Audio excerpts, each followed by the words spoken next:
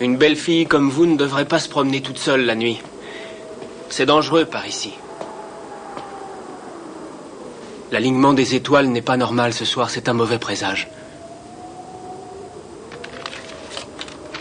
Permettez-moi de me présenter. Je m'appelle Benten, je suis de la police. Alors comme ça, vous savez lire dans les étoiles? Elles disent toujours la vérité? En général, oui. Mais il arrive parfois qu'on ait du mal à les interpréter.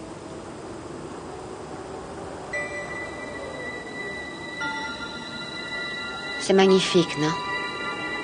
On dit que la lumière des étoiles met des millions d'années à nous parvenir.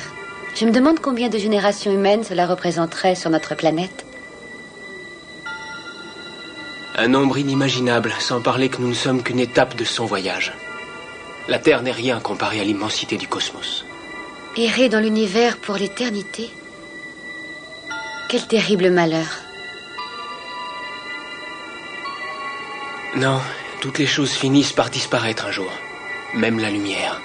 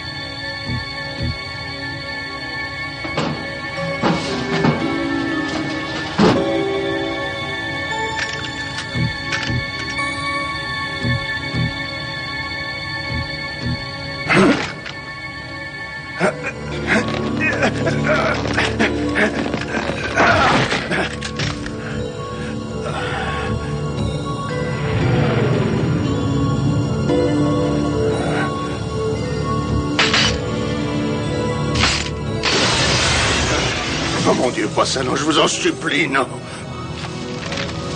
Hein?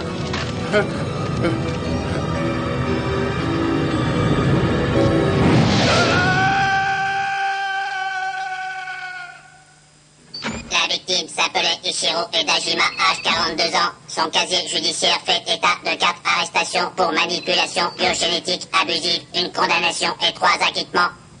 C'est le 3e qu'on retrouve avec ce genre de blessure. Une morsure au cou, comme celle d'un vampire. Mais que peut bien signifier cette inscription sur le mur?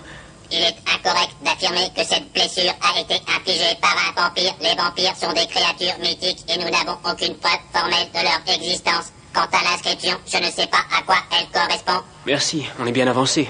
Voyons ce qu'il était en train de faire.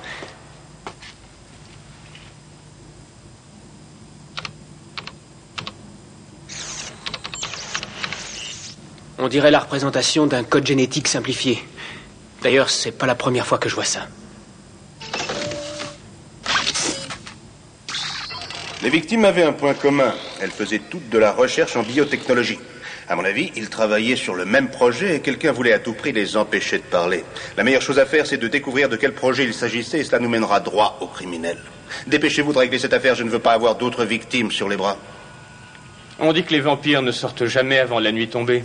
Ça nous laisse une bonne après-midi devant nous. Quoi? T'es vraiment une tâche, mon vieux. Tout le monde sait que c'est en plein jour qu'il faut planter un pieu dans le cœur des vampires. Faites ce que vous voulez. Vous avez carte blanche. Retrouvez-moi ce meurtrier et mettez-le en tôle, d'accord? Alors, Varsa, c'était quoi ces inscriptions sur le mur?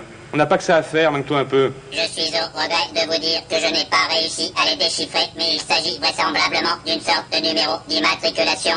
Sans blague. Et on fait quoi maintenant, tête de nœud? Tu t'es pas trop foulé, Varsas. On va pas aller bien loin avec ça. Puisque tu n'as rien à faire, vérifie s'il n'y a pas d'indice là-dessus. Eh, Benton, si tu rencontres un vampire, surtout pisse pas dans ton froc. Je t'emmerde. Tu saurais pas reconnaître un putain de vampire même si t'en avais un pendu à tes burnes, alors ferme-la, s'il te plaît. Et laisse-moi faire mon boulot.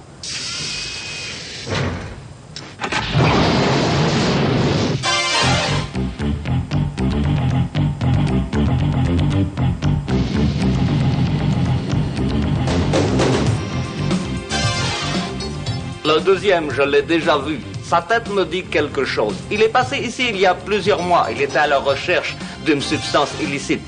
Il est reparti bredouille et n'est jamais revenu me voir.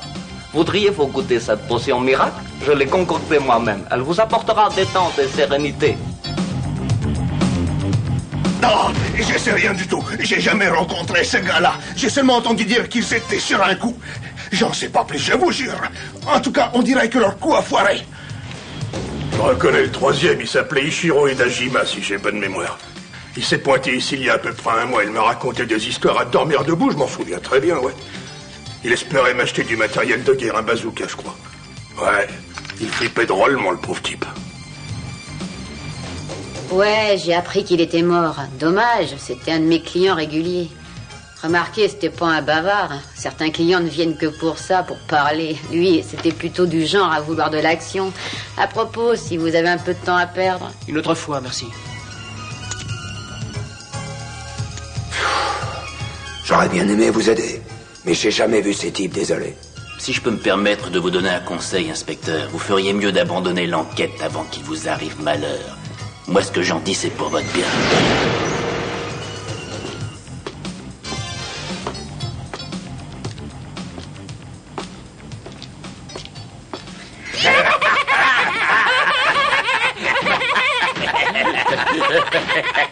Qu'est-ce qui vous fait rire?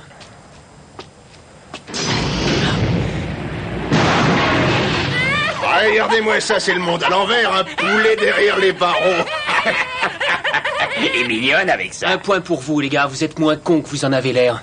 Remarquez, c'est pas un exploit. C'est un petit comique en plus. Qu'est-ce qu'on se marre, hein? Vous travaillez pour qui? Hein? On travaille pour personne, t'entends, Blanc-Bec? On fait ça uniquement pour le plaisir. On aime bien tuer des poulets. Je comprends mieux. Je sais pas pourquoi j'ai demandé ça d'ailleurs, parce qu'il faudrait vraiment être malade pour engager une bande de primates comme vous. Primate toi-même. Des poulets rôtis pour dîner.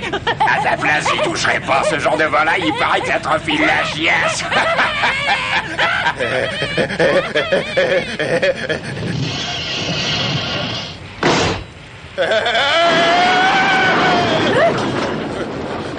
Hé!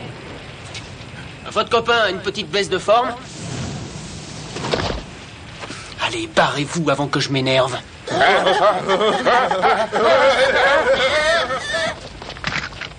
Tu n'as pas perdu la main, Benton. Ça fait un bail, Kerry. Où est-ce que t'étais passé? Ne te mêle pas de cette histoire, Benton. Ça me ferait de la peine d'être obligé de te tuer. Tu sais que t'es vraiment un amour, Kerry. Ferme-la. Si tu me cherches des crosses, moi j'hésiterai pas à te tuer. Ça va pour cette fois, t'as de la chance. Tu travailles pour qui en ce moment? N'en demande pas trop, Benton. Et dorénavant, mêle-toi de tes oignons. Désolé, j'ai pas le choix. La prochaine fois, je te descends. Ah oui? Eh bien, c'est ce qu'on verra. À la prochaine.